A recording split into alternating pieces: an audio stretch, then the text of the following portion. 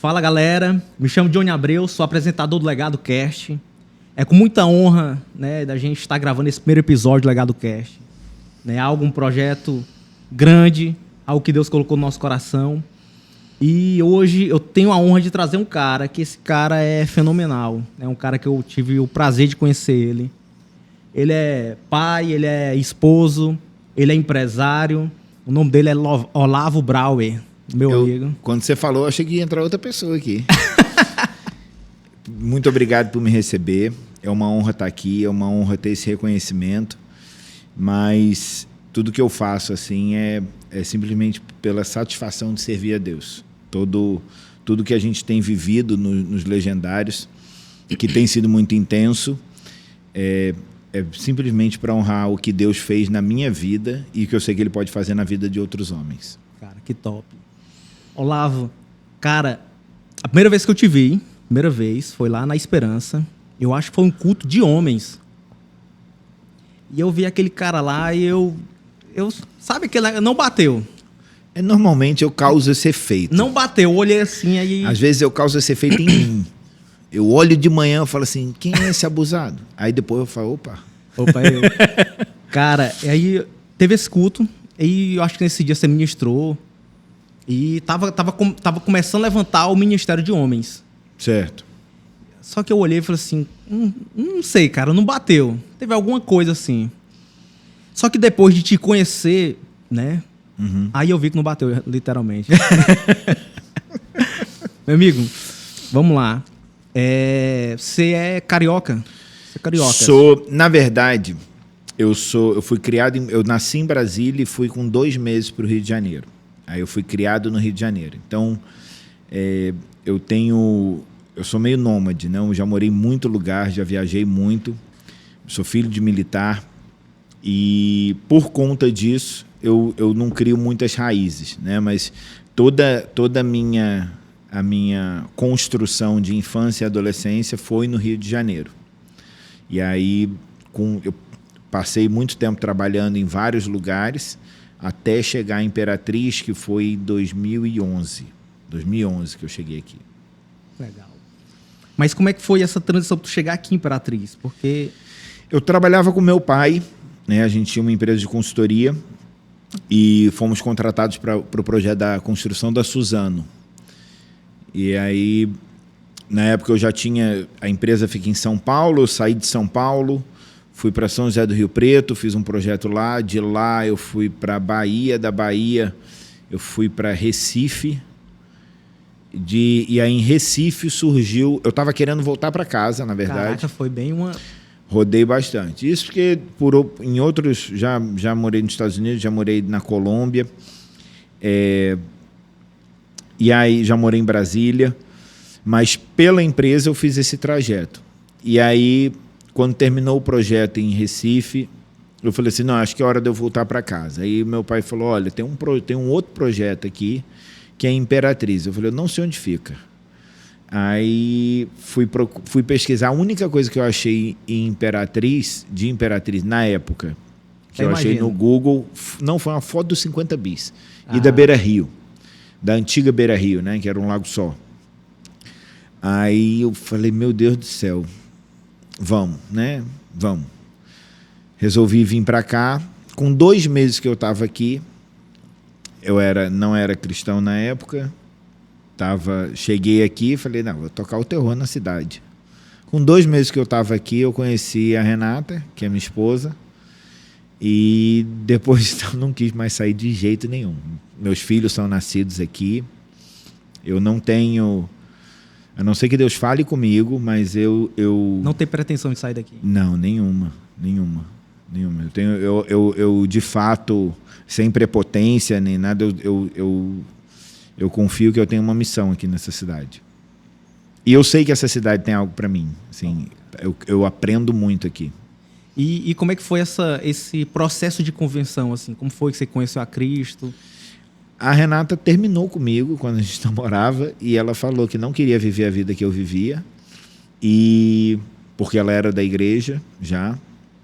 E aí eu falei assim, cara, eu preciso entender o que está acontecendo, porque eu, como muitas pessoas criadas católicas, eu tinha muito preconceito com a igreja evangélica.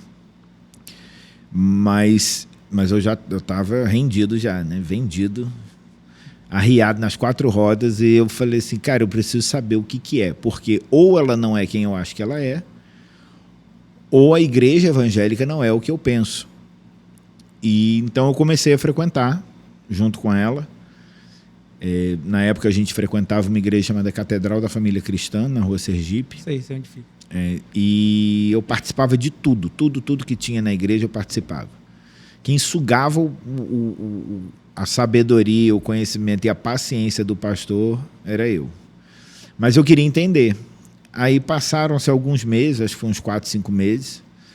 No meio de um louvor, eu comecei a chorar assim, igual uma criança. E eu fiquei com vergonha, porque eu não sabia o que estava acontecendo. Mas aí eu fui embora, e aí um amigo meu me mandou uma mensagem falando assim, pelo visto, o Espírito Santo te pegou. Aí eu falei, me pegou mesmo. Fisgou mesmo. E aí... E eu tenho vivido isso desde então, assim... Claro, né, com muitas lutas. Primeiro, eu tenho que vencer a mim mesmo, mas encontrado muita satisfação no Evangelho. Muita. Que top, cara. Cara, assim, e eu vi que você tinha um projeto, Gorila, não é isso? Eu queria entender um pouco dessa trajetória, como é que foi, né? Essa transição, aí chegou um momento que... Bom, vamos lá. Eu sou formado em Educação Física e Administração de Empresas. Show. Eu fiz muitos cursos em diversas áreas, tanto na parte de gestão, quanto na capacitação de pessoas, coaching. Apesar de eu nunca ter atuado como coaching, eu estudei sobre... Estudei porque eu acredito que para o desenvolvimento pessoal são ferramentas muito interessantes. Eu não gosto da forma como a técnica, o método de coaching foi tratado, né? Pessoas sem autoridade sobre as áreas quererem aplicar esse conhecimento. Eu acho que não faz muito sentido. Igual uma pessoa que nunca jogou bola querer ser técnico de futebol. Então, mas eu usei muito desse conhecimento. E aí eu na época gerenciava uma escola de inglês aqui na cidade, e um dos meus alunos era engenheiro. Na verdade, ele ainda é engenheiro, mas a gente trocava muita ideia sobre empreendimentos, sobre empreendedorismo. E a gente se tornou amigo e começou a conversar muito sobre isso. Surgiu a ideia de fazer uma empresa, né, de consultoria. Começamos a trabalhar, a esboçar isso, até que veio a pandemia. Quando veio a pandemia, a gente falou, é a hora de lançar a empresa. E lançamos a empresa, trabalhamos durante 4 meses de graça, online, obviamente. Algumas empresas a gente fez alguns eventos presenciais, mas a ideia era testar o nosso produto e mostrar a nossa cara. Né? Falou assim, tem uma empresa nova na cidade, que tem um perfil, que tem a expertise, e começou a circular isso. E a gente trabalhou muito nesse período. A gente atendeu empresas... Como a gente anunciava que estava trabalhando de graça, a gente atendeu pessoas e empresas. E empresas grandes, empresas pequenas, a gente atendeu todo mundo. Até a hora de lançar a empresa de fato. Mas qual era a sacada de fazer de graça aí? A ideia de fazer de graça é porque eu não conhecia nenhuma empresa assim, para mostrar o serviço. Por quê? Porque na época que a gente lançou, só quem fazia o que a gente fazia era o Sebrae. Entendi. Entendeu? Então a gente buscou, assim, tinham empresas que trabalhavam na área de consultoria, mas de um determinado setor. A gente englobava todas as áreas da empresa. E principalmente a capacitação dos funcionários. Então, a gente lançou a empresa de forma gratuita para a gente expor o nosso nome e nos testarmos nesse serviço. A gente precisava dessa validação. E quando passou esse período, na verdade, a gente ia fazer durante 3 meses, ficamos quase 5 meses. Quando a gente terminou o último ciclo de pessoas que a gente estava atendendo, Aí a gente lançou a empresa de fato e já lançamos com 3 ou 4 clientes atendendo simultaneamente. Eu não lembro exatamente quantos anos a gente trabalhou a empresa, mas nesse período eu sei que a gente teve, né, a gente gostava muito de conversar. O Vinícius, que era meu sócio, também muito desenrolado, muito capacitado, e a gente gostava de... Na verdade, o momento que a gente mais aprendia sobre o cliente, que o cliente ficava mais vulnerável quando a gente estava só batendo papo, que a gente entendia melhor a dor do cliente e conseguia, de fato, tratar, porque, quer queira, quer não, o processo de consultoria, quando você vai tratar a empresa de forma ampla, você não pode ir só nos números, você não pode ir só no aspecto objetivo, você tem que ir no subjetivo. E o subjetivo é lidar com as pessoas. Então você precisa entender com quem que você está tratando e por que ela está vivendo aquilo. E a gente gostava tanto de bater papo com os clientes que a gente falou assim, cara, por que a gente não... Na verdade foi uma ideia do Vinícius, de falar assim, por que a gente não grava? Top. Aí eu falei, cara, eu não sei nada, tecnologicamente eu sou uma negação. Mas o Vinícius falou, vamos fazer, fica legal e tal. Aí a gente chamou o Rafael, que hoje é diretor de mídia da Igreja Esperança. E o Rafael falou assim, não, dá para fazer. E foi montando, né, foi estruturando, a gente começou bem pequenininho. O nosso primeiro convidado foi o Rafael Brilhante, que é o proprietário da Rasteiríssima. Assisti 2 vezes esse Pois episódio. E o Rafael, o Rafael Brilhante, ele tem a mente bem ampla, sabe? Ele é muito antenado. E ele falou, cara, ficou legal, vocês deviam investir nisso. E aí a gente começou a crescer, fomos para um escritório maior, que pudesse ter um estúdio. E a gente começou a entrevistar. Tinha vezes que a gente tinha que gravar 2 episódios por semana. A gente só lançava 1 por semana, mas tinha muita gente querendo participar. E a gente começou a entrevistar... entrevistamos políticos, entrevistamos empresários, atletas, pastores e, assim, na verdade foi a parte mais gratificante da Gorilla Insight, era o Gorilla Podcast, entendeu? Foi muito, muito bom. Top. Cara, aí chegou um ponto final, né? Foi, infelizmente, a gente chegou num ponto que a gente cresceu muito. Assim, eu não vou dizer que a gente cresceu muito, mas a gente cresceu até um ponto... Era o maior da cidade. Sim, o principal podcast da cidade. Era uma empresa de consultoria muito boa, que a gente estava estruturando para atender num outro patamar, né, de forma online, que a gente pudesse atender clientes de vários estados. Porque a gente começou a receber essa demanda. Por conta do podcast, a gente começou a receber demanda de regiões aqui em volta.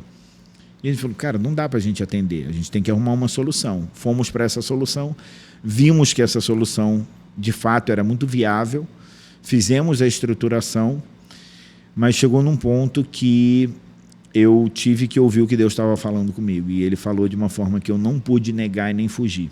Então, eu precisei renunciar a tudo aquilo. E hoje foi uma época muito difícil, porque até a minha esposa tinha essa convicção, mas ela aguentou durante 1 ano em silêncio, porque ela falou o seguinte, depois ela falou assim, meu bem, se tivesse vindo de mim, você não teria renunciado. Cara, por que tem que ser assim, né? E às vezes a gente tem uma profetisa dentro de casa, a esposa, né? Mas a gente é teimoso. Então eu tive que ela teve que ficar em silêncio, e ser muito sábia em relação a isso. E eu tive que, quando de fato aconteceu, eu tive que juntar forças para fazer. Por quê? Porque eu me apeguei àquilo, né? Foi algo que se envolveu, né? Claro, Vinícius e Rafael, a gente criou aquilo do zero mesmo. Começamos no escritório pequenininho. Essa mesa aqui que a gente está agora não cabia no nosso primeiro escritório. Então, foi algo que a gente se dedicou muito, trabalhou muito, estudou, pesquisou, investiu muito dinheiro e obedeceu aquilo que Deus estava pedindo para mim.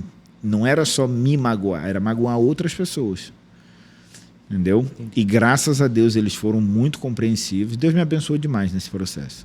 Foram muito compreensivos e e eu consegui me afastar. Mas é porque eu vi, com o tempo, eu vi que aquilo poderia me levar por outros caminhos que iam me afastar. Entendi. Não necessariamente em relação a princípios, mas ao meu tempo com a minha família, com a minha igreja, né? Coisas que hoje eu não abro mão. E às vezes até barrar o que você está vivendo hoje, né? Exatamente. Eu não conseguiria. Então, ou eu conseguiria e faria mal feito. Então, não... Se for fazer de qualquer jeito... Não, aí eu nem entro. Tem um ditado que fala que quem faz tudo ao mesmo tempo, no final não faz nada, né? Mas eu quero enfatizar algo aqui para as mulheres, né? A Renata foi muito sábia. Ela esperou, né? Ficou em silêncio, orou e Deus fez da maneira que ele queria. Na verdade, a Renata é muito sábia. Ela, quando as pessoas falam de tudo que a gente está vivendo, se eu não tiver com a mão dela nas minhas costas, assim, me empurrando, não sai não. E às vezes ela sofre dores para que eu não sofra, para que eu consiga exercer o meu ministério. Mas ela aguarda o momento certo de manifestar o que ela está pensando, sentindo que Deus está falando com ela, porque ela sabe também, porque ela me conhece. A Renata me conhece, para você ter uma noção, quando a gente se conheceu, eu bebia e fumava, né? E a Renata, em todo o nosso período do início de namoro, ela nunca pediu para eu parar de fumar. Nunca. Mas ela demonstrava que ela não gostava. Então, quando eu acendia um cigarro, ela já não me dava mais beijo, ela ficava mais distante. Ela não fazia uma cara feia, não fazia nada, mas ela demonstrava que é aquilo. E aí, homem, por ser teimoso e achar que sabe tudo, quando eu parei de fumar, eu falei assim, fui eu que decidi. Não fui eu que decidi. Eu sabia, depois de um tempo, eu admiti para ela que eu sabia que ou eu parava de fumar ou eu perdia a mulher. E aí, né? Escolhas, né? O Marlboro não vale isso tudo. Isso é verdade. Cara, e como é que foi que surgiu a ideia da Hope Café, não é isso mesmo? Foi. A Hope Café, a gente estava num evento lá na igreja, um evento sobre empreendedorismo, e a gente começou a fazer um plano de negócio. A Renata, na verdade, começou a fazer um plano de negócio relacionado a um negócio que ela sempre teve em mente, porque a Renata também é muito empreendedora. Então, durante a pandemia, por exemplo, mesmo ela sendo gerente da Natura, hoje a Natura e a Avon, né? Então ela coordena acho que quase 2.000 mulheres, ou um pouco mais do que isso aqui na cidade. Ela está sempre tendo ideias. E aí na pandemia, não foi na pandemia, foi durante a licença maternidade dela, quando ela estava grávida do Olavinho. Ela gosta, Renata tem a mão muito boa para cozinha, ela começou a fazer cookies. E aí ela começou a divulgar e começou a vender. Começou a vender de um jeito que ela teve que parar de divulgar, porque senão ela não ia conseguir fazer outra coisa. Muita demanda. Muita demanda. Aí entrou a pandemia, aí que vendia igual doido mesmo. Delivery toda hora e tal. Beleza, passou a licença maternidade do Olavinho, ela manteve em menor escala a produção. E depois veio a licença maternidade da Melina. Ela fez de novo, e de novo o negócio deu uma alavancada. E aí a gente falou assim, cara, tem alguma coisa aí. O que a gente... né, quando ela começou a fazer o plano de negócios, ela começou a ver qual é o tipo de lugar que eu vou vender isso bem. É uma cafeteria. Onde que seria um bom lugar para uma cafeteria? E aí ela foi estruturando, e quando ela apresentou para o nosso pastor falou... Não, e a ele gostou da ideia. Foi fantástica, né, cara? Porque, foi. Como lá em Esperança tem culto às 8, tem culto às 10. Cara, você já chega, toma café lá e já vai pro culto. Mas você tem que ver no sábado, que tem o culto de adolescentes e depois o de jovens, chega a não caber, gente. É mesmo. Nossa Senhora, eles comem... adolescente é um bicho que come. E eles entram com uma satisfação. Eu até perguntei para as meninas, esse final de semana eu perguntei para as meninas, eu falei, gente, vocês não ficam doidos aqui, não? Eu falei, não, eles são muito gente boa, eles são educados. Eu falei, maravilha, graças a Deus. Mas é muito, assim, se tornou, quando a gente criou a Hope Café, teve um amigo nosso que, a primeira vez que ele entrou, ele falou assim, vocês já começaram pequeno. Eu falei, cara, mas não tinha outro espaço, não tinha. Ele falou, não, mas isso aqui vai ser uma bênção. Eu falei, eu recebo, amém. Então a gente tem vivido isso. Né? Mas eu estava lembrando aqui do que você falou da sua primeira impressão, e eu entendo, eu sei que eu causo isso. Eu entendo, mas assim, eu queria deixar também aqui esse recado de que eu não causo isso porque eu gosto de causar isso. Mas a minha intensidade somada à minha imagem, que eu sei que é uma imagem que as pessoas olham, porque eu tenho uma imagem agressiva, eu não fujo disso. Né? O cara careca, barbado, tatuado. Eu não vou dizer que eu sou enorme, mas eu sou relativamente maior. E o jeito meio marrento é difícil de engolir, eu entendo isso. Mas eu não fujo disso, por quê? Porque esse sou eu. Isso não é tudo de mim. E se eu ficar fingindo que eu não sou isso, a pessoa vai ver falsidade. Mas a questão não é isso. Essa é a primeira parte superficial. A questão é a intensidade com a qual eu vivo as coisas. E, de fato, eu sei que algumas frases, por exemplo, num dos cultos de homem que teve, quando eu fui convocar os homens para participar dos legendários, eu falei que era só para homem. E se você ficasse, mas é porque tem que fazer isso, é porque tem que fazer aquilo, tem que não sei o quê, tem que não sei o quê, eu falei e eu respondi. Foi uma pergunta anônima, né? Mas tem que acordar cedo para participar das orações, tem que acontecer. Aí eu respondi assim, não, irmão, fica tranquilo que é só para homem. Caraca. E eu sei que ofendeu, mas aí eu pergunto, digamos que você tenha ficado ofendido. Não, se você é homem, você vai se ofender por quê? É verdade. Entendeu? A minha ideia é essa. A minha ideia, por mais que seja agressiva, a minha ideia é causar um desconforto para que a gente comece a ter um diálogo. Por quê? Primeiro desconfortável nessa história toda fui eu. Eu tive que mudar muita coisa em mim e aceitar que eu tinha que adquirir novos hábitos, nova postura. E quando a gente se depara qual é o nosso campo de batalha, se você for menos do que isso, você não consegue. Cara, o que acontece? Eu aprendi que homem só funciona na porrada. Só na pancada. Porque a gente é acomodado. Exatamente. Pela geração que vem desenvolvendo esses tempos, cara, homem... Cara, homem não vai no... Não, é porrada.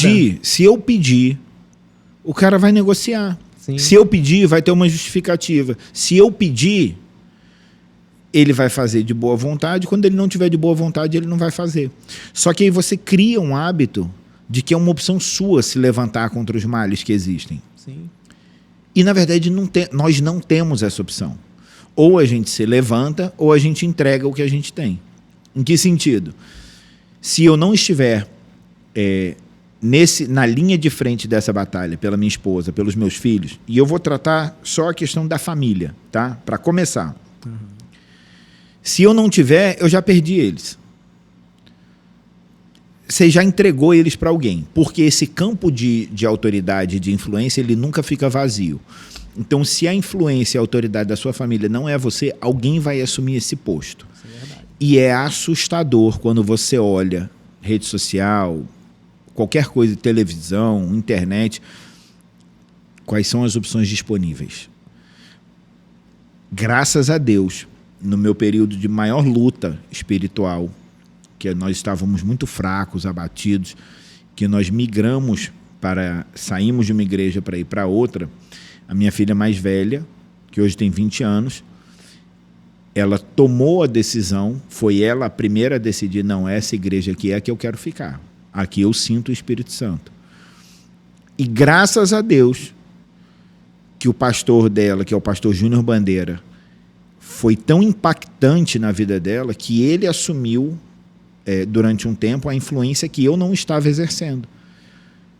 Cara, e a gente teve essa conversa, eu virei para minha esposa, eu falei assim, quando eu vi a Emily adorando, orando, participando das coisas, assumindo lideranças, eu virei e falei assim, a gente não é mais a referência dela. Graças a Deus foi um homem de Deus e uma mulher de Deus, que é a pastora Stephanie Bandeira também. Mas olha o risco que eu corri. Exatamente. E se ela fosse se apoiar... Eu não vou citar o nome eu já arrumo confusão demais. Mas tem um leque de opções do mundo que, para quem não tem uma base sólida, é extremamente tentador. Sim. Então, ou você assume esse papel, ou você está rifando seus filhos e a sua esposa. E eu decidi que eu não quero mais correr esse risco. Então, eu que tenho que assumir esse papel. Mas, para assumir esse papel, você vai levar muita porrada. Você vai se posicionar de forma desagradável muitas vezes. Você vai ser mal compreendido muitas vezes. A gente nunca pode fazer nenhuma dessas coisas faltando com respeito ou amor às pessoas. Mas isso vai acontecer. Mesmo que você seja amável, amoroso, bondoso, educado, vai ter gente que eu simplesmente... Porque eu posso negar uma coisa para você sendo educado e amável. E você não vai gostar de mim simplesmente porque eu neguei. Entendeu? Uhum. Então, mas a gente tem que ter esse papel. Porque se eu não tenho esse papel, eu estou negociando todos os princípios da minha família. Como é que eu vou explicar para o meu filho que é errado fumar e eu aceito um fumante dentro da minha casa? Não faz sentido, né? Não faz sentido. Como é que eu vou falar para o meu filho que é errado ser corrupto, mas se eu receber um troco a mais, eu não entrego? Então tem coisas que a gente não pode negociar. Porque se eu negocio uma coisa, eu coloco a perder muitas outras. O pastor Ricardo uma vez me falou uma frase, eu não sei de quem é essa frase, mas eu aprendi com o pastor Ricardo, que é: do jeito que o homem faz uma coisa, ele faz todas as coisas. A gente pode não ver. Só um reflexo, né? Exatamente. Entendeu? Então, às vezes é por isso que a minha postura parece agressiva. Mas é porque a minha agressividade é primeiro comigo. Eu sei aonde eu posso ir se eu permitir. Entendeu? Entendi. Cara, assim... Mas por trás, eu sei que por trás de tudo isso tem um coração... Chorão, igual uma criança. Não sei, porque eu já vi isso. Para de falar sobre isso, irmão. Mentira, vi isso, gente, cara. Eu não choro. Já vi ele chorando muito na montanha. Se escorrer alguma coisa aqui, olha o diesel. Olavo, cara, agora sim, eu sei que tem muita gente esperando essa hora, né? Porque tem muita gente que segue, e tem uma galera que é legendário. Certo. Né? E como é que foi... Como é que tu conheceu esse movimento? Como é que foi? Não sei. Esse movimento, vamos lá. O Legendários ele surgiu em 2015 na Guatemala. Tá? Ele veio para o Brasil em 2018 e ele se estabeleceu em Minas Gerais, se eu não me engano, foi 2019. Se eu não me engano. E nós temos um pastor lá na Esperança. Na época eu era líder do Ministério de Homens e eu vivia a seguinte batalha. Toda hora eu tinha que estar inventando uma programação diferente ou alguma coisa assim espetacular para que os homens quisessem participar. E eu vi essa realidade na igreja evangélica protestante, que é o cara sai da bagaceira. E aí, porque ele saiu da bagaceira e sentou na cadeirinha da igreja, a esposa está satisfeita, né? Porque ela, né, agora pode dormir em paz. A família está satisfeita, porque o papai está em casa. E até o pastor está satisfeito, porque o cara não está dando mais problema. Né? Ele não gasta mais hora de oração das irmãzinhas. Só que isso está errado. Por que isso está errado? Porque você transforma os homens em seres vegetativos dentro da igreja. E eu olhava em volta e você via a realidade eclesiástica brasileira num momento de louvor. Qual que é essa realidade? A igreja adorando, as mulheres com a mão para o alto, chorando, outras de joelho, e os caras assim, ó. No máximo, batendo uma palminha. Mas você não escutava, você não via mal a boca mexer. Então você fala assim, tem alguma coisa errada aí, porque o fogo do Espírito Santo ele não faz isso com a gente. Ele não vai transformar a gente em um monte de moribundo. Para estar só para estar observando. Igreja, né? Então o que eu entendi? E eu sentia isso dentro de mim, que é, cara, tudo bem, o que eu estava fazendo está errado, mas isso aqui também não pode estar certo. Por quê? Porque existe uma selvageria dentro do homem. O homem ele não foi feito num lugar de paz. Na palavra de Deus diz que o homem foi feito fora do jardim. Então a matéria da qual o homem foi feito era uma matéria selvagem. Essa é a nossa composição, essa é a nossa essência. Só que a gente foi levado para dentro do jardim, para dentro com a nossa selvageria a gente tem a paz. Então não é para a gente ser um monte de bunda mole sentado na cadeira da igreja. É para a gente saber direcionar todo esse ímpeto, toda essa selvageria. Para onde? Para as batalhas do reino. Então eu entendi que a gente tem que aprender a congregar, a gente tem que aprender a adorar e a gente tem que encontrar um campo de missão. Eu não estou falando que você precisa ir para a África, mas você precisa encontrar um campo de missão onde você sinta o fogo do Espírito Santo ardendo no teu coração. E é um lugar selvagem, é um lugar de risco, é um lugar dinâmico, não é um negócio muito estruturadozinho, não é... Então eu comecei a ver isso no Ministério de Homens. E eu comecei a ir atrás de formas da gente sarar essa dor. E aí entrou o pastor Anderson, que me aconselhava muito na questão do Ministério de Homens. O pastor Anderson falou para mim, ele falou, Lavo, tem um projeto que uma igreja que eu conheço lá em Minas Gerais, uma igreja séria, que é a Igreja Central, tem adotado muito, que chama Legendários. E eu posso te colocar em contato com o pastor Oswaldo Quentura e você falar com ele para saber como é que é e você participar. Só que eu sou filho de militar, minha família inteira é militar, minha mãe é PQD, meu pai é PQD, então eu olhei aquilo e falei assim, cara, isso aqui tá parecendo crente querendo virar Capitão Nascimento. Falei, eu não vou, isso eu conheço isso daí, esse negócio de ir pro mato, essa gritaria, tô fora. Né? Aí o pastor Anderson falou, lá, o negócio parece que é sério e tal. E eu fiquei hesitando, né? Até que nós recebemos visita de pastores daquela igreja e os pastores meio que me desafiaram. Aí eles foram no ponto fraco. Só que eles prepararam vagas para que a gente levasse uma equipe. Porque eles sabiam que depois que a gente formasse, a gente ia querer trazer para cá. E assim foi feito. Preparamos uma equipe, eu escolhi uma equipe para ir comigo.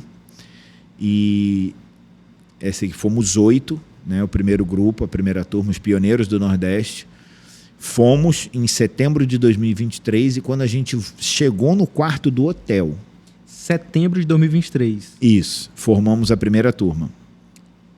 E aí, quando a gente chegou no quarto do hotel, estava todo mundo decidido. Rapaz, isso daqui é fantástico. Fantástico. A gente foi curado de muitas coisas na alma. Homens largaram seus vícios, começaram uma longa caminhada de reconstruir suas famílias, despertaram para os seus ministérios, então, e voltaram com fome e sede de Cristo. Então, eu vi que o negócio era de verdade. E aí a gente assumiu esse compromisso. Aí, em 7 meses, a gente estruturou a nossa base, ou seja, a gente fez um trabalho muito intenso de enviar pessoas para outra cidade, porque não tinha pista no Nordeste nem no Norte. E na época não tinha nem no Centro-Oeste, só tinha Anápolis. E começamos a enviar os homens para tudo quanto é lugar. Até que a gente fizemos a nossa pista, formamos a nossa base, tivemos o nosso primeiro top em maio de 2024. Eu participei.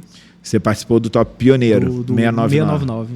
Isso. E aí foi aquilo que a gente viveu no top. Milagres e maravilhas. Cara, assim... Sabe que eu caí de paraquedas no top, né? Foi Deus que te empurrou. Foi, cara. O Adriano, acho que tu até conhece o Adriano, contador. O melhor flamenguista que eu conheço na cidade. Top, cara, é top. Cara, toda vez que eu vi ele no Aracati Office, lá no elevador, ele, Johnny, legendário. Aí começou. Aí eu, não, moço, não dá, não deu tempo. Até que um dia, 6 horas da manhã, ele me liga. 6 horas da manhã, não lembro como se fosse hoje. Johnny, me dá aí os teus dados, identidade, CPF, a tua altura, tudo certinho, que eu vou te escrever agora nos Legendários. Só que eu tinha falado pra ele, cara, eu não vou, é financeiro. Aí ele, tá bom. Já tinha falado uma semana antes, né? Ele, cara, Deus me incomodou hoje, falou pra me te inscrever nesse negócio hoje. Acordei agorinha aqui, me dá aí agora. E eu fui passando pra ele, passando, aí só mandou. Tá inscrito, viu? Aí fica tranquilo. Desfruta o caminho. Desfrute o caminho. Cara, aí... Só que eu não gerei expectativa, né? Aí eu, não, deve ser... deve ser um... Deve ser um retirozinho. Exatamente, um retirozinho. Siga a lista. Tá tudo certinho. Cara, mas... O que Deus fez lá... É porque assim, a gente não pode entrar em muitos detalhes. Mas assim, eu nunca vi um movimento tão grande. Quando falo movimento, um movimento do Espírito Santo e ver tantos homens chorando. Cara, assim, foi... eu sou da família 5, né? Eu também fui da família 5 no meu top. Top cara, 577. E lá eu descobri o que é ser irmão de verdade. Né? Porque irmão não deixa o outro para trás. E eu vi isso acontecer na minha vida e na vida de outro rapaz, ele até de Porto Franco. E eu lembro que eu queria desistir. Cara, isso não é pra mim. E tinha um amigo meu lá que ele falou, vou desistir. Eu pensei, vai dar certinho, vou desistir junto com ele. Cara, a gente pensou e eu passei, não, vou desistir, isso aqui não é pra mim, não. Aí, o cara da família 6 chegou pro... Como é que é o nome daquele cara que recorda? O Voz. Fernando. Cara, e o Fernando, cara top. Aí o cara foi conversar com o Fernando, falou, Fernando, cara, isso não é pra mim não, eu quero ir embora. Aí o Fernando... Eu me lembro como se fosse hoje, parece que o Fernando saiu do nível que ele tá e desceu pro nível do cara. Botou a mão no nome do cara e falou assim, amigo, eu estou aqui por você. Você é forte, você vai conseguir. Cara, o cara começou a falar tanta coisa. Cara, eu deixei minha família lá pra passar 4 dias aqui pra servir vocês. Eu acredito literalmente que você vai chegar até o fim. Cara, aí quando eu vi aquilo, aí o cara, não vou desistir mais não. Eu falei, eu que vou enfrentar o Fernando pra dizer que não vou mais? Cara, só que Deus começou a falar comigo no meio da caminhada e falou assim, você vai desistir, quantas vezes você vai ter que desistir na metade do caminho? Cara, foi pancada. Até quando você vai iniciar algo e não vai terminar? E eu falei, cara, aí vem aí família, filhos, cara, eu vou fazer por eles. Cara, aí que caminhada. Conheci pessoas fenomenais, né? E eu lembro quando eu cheguei na montanha, eu vi o Adriano lá. Cara, eu chorei. Adriano... quebra qualquer um. Quebra, cara. Adriano, legendário, você conseguiu. E, cara, assim, foram 4 dias, assim... 4 dias. E impactantes. Eu digo o seguinte, ninguém dá conta, mas todo mundo consegue. Exatamente. E aí o cara vai entender quando ele for. Mas essa é a realidade. Eu não concluí porque eu sou bom, porque é nada disso. Eu concluí porque eu estava com vergonha de virar para aqueles outros 7 homens que foram comigo e falar assim, gente, não gostei, tô saindo fora. Tem uma coisa começo. Sim, tem uma coisa chamada orgulho. E eu pensei assim, cara, eu não vou ter coragem de chegar no hotel e ligar para minha esposa e falar para ela que eu pulei fora. Caraca, isso aí é... Quem é? Imagina, não interessa o que seja, não interessa. Ah, mas é isso, é aquilo, não importa o problema que seja. Se eu falo para minha esposa, estou pulando fora, na próxima vez que a gente tiver uma dificuldade, a primeira coisa que ela vai lembrar é dessa frase. Primeira coisa que ela vai lembrar é, meu marido desiste, ele vai pular fora. Isso é verdade. Aí, meu irmão, acabou. Cara, e assim, porque depois da montanha, a gente conheceu, né, minha esposa, várias mulheres, e eu vi o quanto de mulheres que oravam para o que o esposo fossem, né, cara, assim, porque às vezes tem a esposa que ela não tem um problema muito grande com o marido, mas às vezes tem uma mulher que ela, cara, o cara dá muito trabalho para ela. Sabe uma frase que me marcou muito?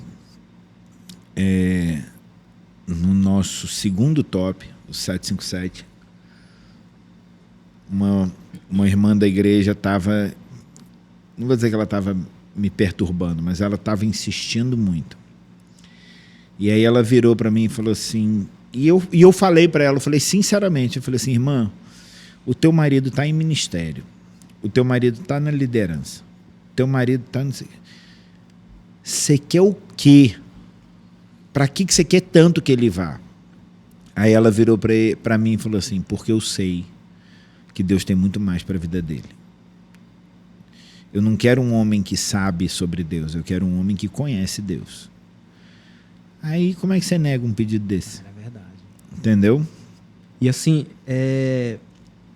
porque teve o top 699 e teve o outro, né? Que eu acho que foi o... Teve o 7, depois foi o 757 e o nosso último top foi o 809 em dezembro.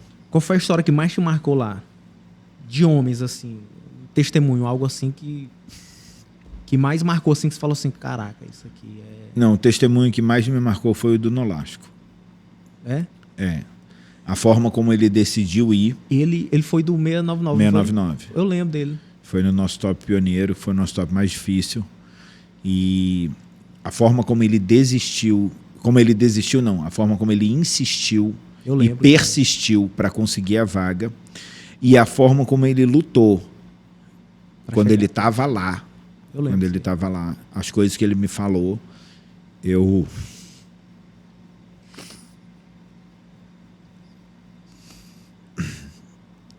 toda vez que eu vejo que é difícil liderar um movimento de homens, eu lembro das coisas que ele me falou. E aí eu lembro que eu não tenho direito de desistir. Eu não tenho direito de me acomodar. Porque não é por mim. Eu subi 19 montanhas já. Eu vivi muita coisa. E se fosse pelo entendimento, eu estaria satisfeito. Já aprendi muito, né? Consertei muita coisa no meu relacionamento com a minha esposa, como pai. Eu aprendi muita coisa. Mas agora, a minha missão não é... É óbvio que eu ainda tenho que ir muito mais fundo, né? Mas não é sobre o Olavo mais. É sobre aqueles que eu tenho a missão de levar até esse ponto de contemplação. E eu sei que a gente nunca vai parar de aprender, né? John MacArthur, ele fala uma frase que é fantástica, que ele fala assim: eu tenho certeza que a minha teologia está errada, eu só não sei onde é. E por que ele fala isso? E é um dos maiores teólogos que existem. Ele fala isso porque a gente só vai entender quando a gente tiver cara a cara com Deus, e Deus vai falar assim: não, irmão, isso daí... Eu sei que você fez o melhor que você pôde, mas não é nada. Entendeu? Porque Deus é infinito. E para a gente conhecer Deus, a gente vai precisar da eternidade toda. Mas a gente precisa se apegar nas convicções que a gente tem agora. E a convicção que eu tenho agora é que este movimento, ele não é maior do que a igreja, mas ele é o movimento mais intenso para que homens conheçam uma igreja verdadeira. Entendeu? E homens que conhecem uma igreja verdadeira vão transformar, sim, uma sociedade. Cara, e o que é legal é algo que não ficou apenas na montanha, né? Porque hoje participando, pronto, a nossa célula, né? Uhum. A amizade, né? Os amigos, né? Que a gente cria. E não é algo que fica apenas lá na igreja ou algo que ficou apenas na montanha. A gente vê hoje uma galera dos legendários servindo. Acho que vocês estavam fazendo evangelismo agora, né? No Lava Prato. Teve um grupo que fez evangelismo no Lava Prato. Tem mais homens que são envolvidos com ministérios que eram antes exclusivamente de mulheres, né? Que é cuidar das crianças. Ministério de intercessão sempre foi predominantemente mulheres. Ainda falta muito, mas aumentou bastante a presença de homens nesses ministérios. O serviço na igreja, você não precisa mais convencer, ficar toda hora tentando convencer gente de servir nos cultos de domingo, entendeu? Então, e de fato, assim, você vê que criam-se amizades e laços que vão durar mesmo depois que o movimento acabar. Por quê? Porque o entendimento que a gente teve, a verdade que foi exposta para a gente, primeiro, o Legendários ele não é encontro com Deus. Ele é um desafio de caráter. Então a primeira coisa que você vai conhecer lá é você mesmo. E eu já falo para quem estiver assistindo que não é legendário, não é uma visão agradável você se conhecer. Segundo, Depois que você abre mão das suas convicções, você começa a acreditar no Deus de verdade. Então, essas convicções, você vê que aqueles caras que viveram vão entender as tuas batalhas. E aí o nível de amizade, de fraternidade, se torna muito maior. Então, você vê que situações que normalmente você fala assim, não, larga esse cara de mão, moço, esse daí não tem jeito, não. Você vê que hoje os caras não fazem mais isso. Eles permanecem com a mão estendida até... Aí é engraçado que eles me dizem, cara, mas o cara tá dando trabalho, o cara tá fazendo não sei o quê, até quando? Eu falo, irmão, até Jesus voltar. Esse é o nosso prazo. Até Jesus voltar. Evangélico. Evangelho, exatamente. Puro e simples. Entendeu? E é para isso que a gente tem que batalhar. Ah, mas a minha esposa não muda. Irmão, é até Jesus voltar. Ah, mas o meu filho dá trabalho. É até Jesus voltar. Por que eu digo isso? Porque tiveram pessoas que batalharam por mim com a consciência de que teria que ser até Jesus voltar. Porque na época não tinha jeito. Na verdade, nós somos sementes de outras pessoas que semearam, né? Isso. Exatamente. E tem algo interessante que você falou sobre desistir. Você falou que um dos testemunho que mais marcou foi o do Nolasco, né? E aí você falou sobre desistir, né? E tem uma frase que eu falo que quando você desiste, você é uma pessoa egoísta. Você não está desistindo só de você. Você está desistindo pela sua casa, pelos próximos que virão através de você. Então, quando uma pessoa quer desistir, ela não está botando, às vezes, um ponto final, não é na história dela. Às vezes é na história de uma outra pessoa que vai ter um novo recomeço. Exatamente. É isso. E, cara, e assim, é top ver o que Deus tem feito na tua vida e a disposição que você tem, porque eu vejo a tua correria. Às vezes a correria para estar na célula, às vezes reunião que você tem. Cara, às vezes você foi fazer o REM, foi, cara, se capacitando aí, fazendo grandes coisas. E assim, vendo Deus levantar homens como você, né? Que eu tenho certeza que é inspiração para muita gente. Para mim, para muita gente. Jesus amado. Misericórdia. Senhor, tenha misericórdia. Cara, é assim. Aí o fardo é mais pesado ainda porque às vezes você tem Te digo que não é. Te digo que não é. O fardo mais pesado que eu carrego sou eu mesmo.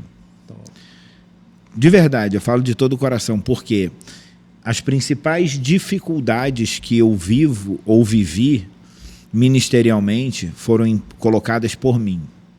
Dificuldade de relacionamento, dificuldade para ter humildade, dificuldade de obediência.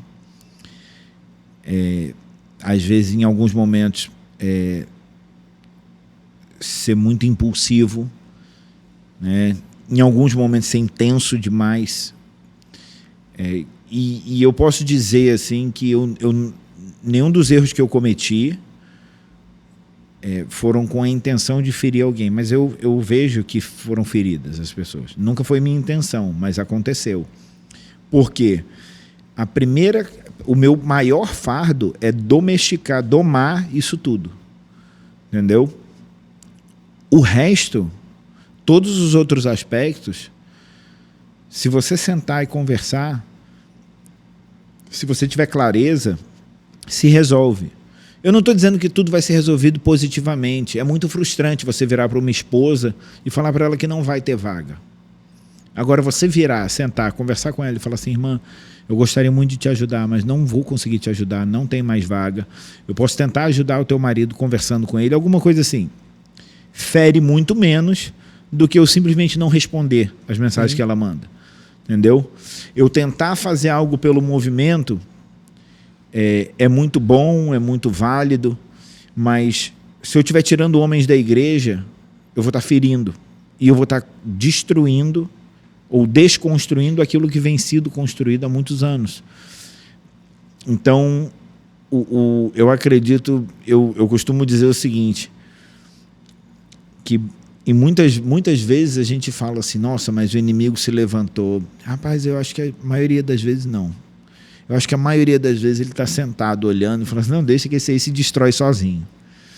Entendeu? O nosso maior fardo primeiro é a gente. Depois é o contexto. Quando o seu espírito vencer a sua carne, E quando você se posicionar nas esferas ao seu redor, aí o inimigo começa a se preocupar contigo. Entendi. Entendeu? Então, o peso que eu carrego, muitas vezes, foi colocado por mim mesmo. Fui eu que fiz a minha mochila. Entendi. Entendeu, né? Entendi. Olavo, cara, a gente está caminhando para o final, certo? E eu tenho três perguntas para ti, né? A primeira pergunta que eu tenho para ti é o seguinte: o que foi que mais marcou a tua vida? Independentemente se foi na infância, na fase adulta, se foi no evangelho, mas qual foi o que mais marcou, que você lembra e fala assim, cara, isso aqui foi algo que marcou minha vida? Às vezes tem muita lembrança, né? Eu tenho que... Não, eu sei o que é. Eu só tô pensando para não escorrer o diesel. Mas eu falo isso assim, sem querer tirar o mérito ou a importância dos meus pais, mas o que mais marcou a minha vida foi o sim da minha esposa.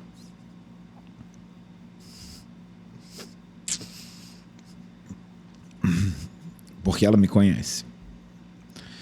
Ela me conhece indo e voltando. E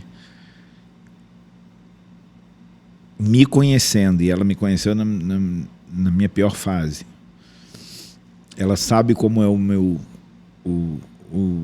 quanto eu sou indomável. E mesmo assim, todo dia, ela me dizer sim, ela tem muita fibra.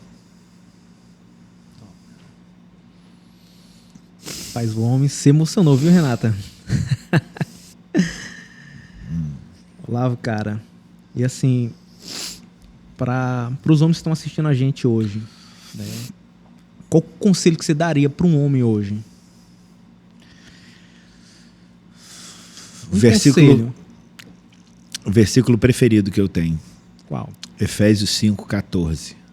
Desperta, ó tu que dormes. Esse versículo ele marcou assim, ele marca a minha caminhada.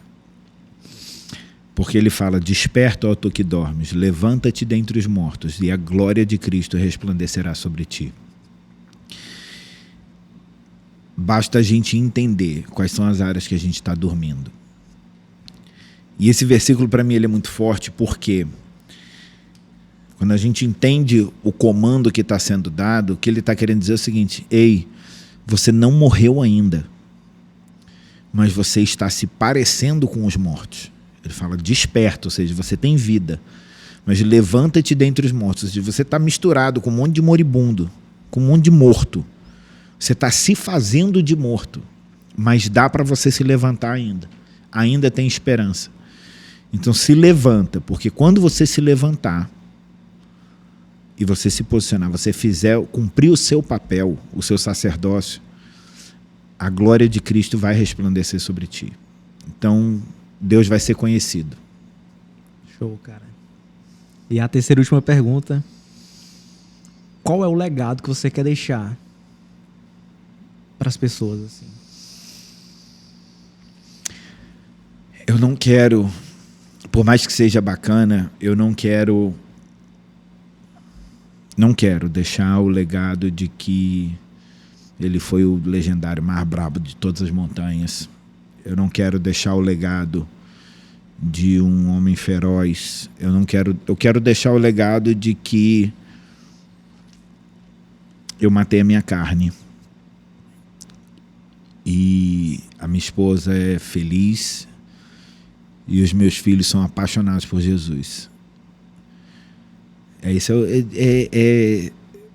engraçado porque parece simples, né? Parece um legado simples. Mas é tanta coisa que se envolve. Eu quero que meu filho, por exemplo, meu filho ama futebol. E eu quero que ele seja um excelente jogador de futebol. Mas eu quero que ele tenha a capacidade de honrar o nome de Jesus. E não é igual esses que botam faixa 100% de Jesus e tem 7 amantes. É de verdade, sabe? É ver os meus filhos terem satisfação no reino sem que eles tenham passado pelas dores que eu passei. Eles vão ter as suas dores, porque é a dor que forja. Sim. Mas não do mesmo jeito. Entendeu? Que as dores deles sejam no evangelho, sejam na caminhada com Cristo. E não por ter vivido uma vida completamente perdida. Eu vejo o legado que eu quero. É óbvio que eu gostaria que outros homens, eu quero que outros homens conheçam a Jesus também. Mas existem homens na Bíblia que foram homens de Deus, mas seus filhos se perderam. Sim. E eu tenho pavor disso. Entendeu? Eu não, o meu legado, eu quero assim, nossa, ele fez tudo isso, mas principalmente os filhos dele caminhando com o Senhor. Cara, é tão interessante o que você está falando, porque a diferença de herança para legado, porque herança é o que você deixa para os teus filhos, legado é o que você deixa nos teus filhos. Exatamente. Pronto. Cara, e assim, você resumiu, e eu achei muito massa, né, porque se a gente for olhar a trajetória dessa nossa conversa, nosso bate-papo aqui, voltou para evangelho, família, filhos e fechou em filhos, né, cara? É o que você quer deixar neles, né?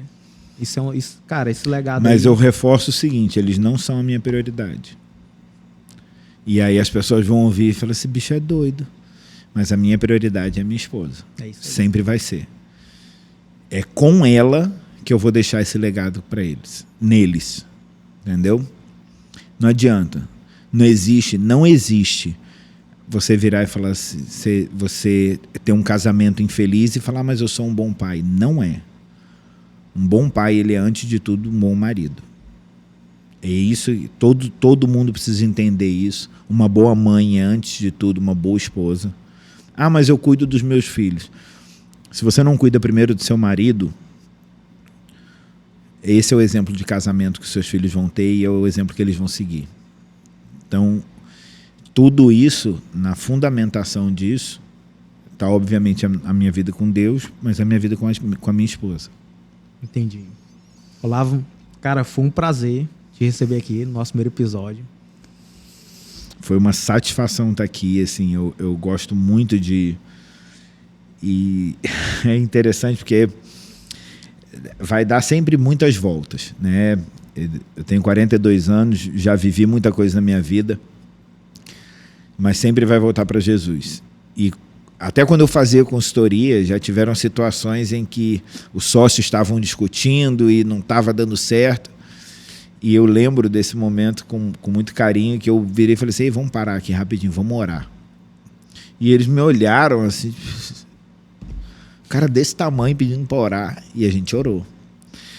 Então, fazendo consultoria, servindo café, servindo na igreja, vai dar a volta que for.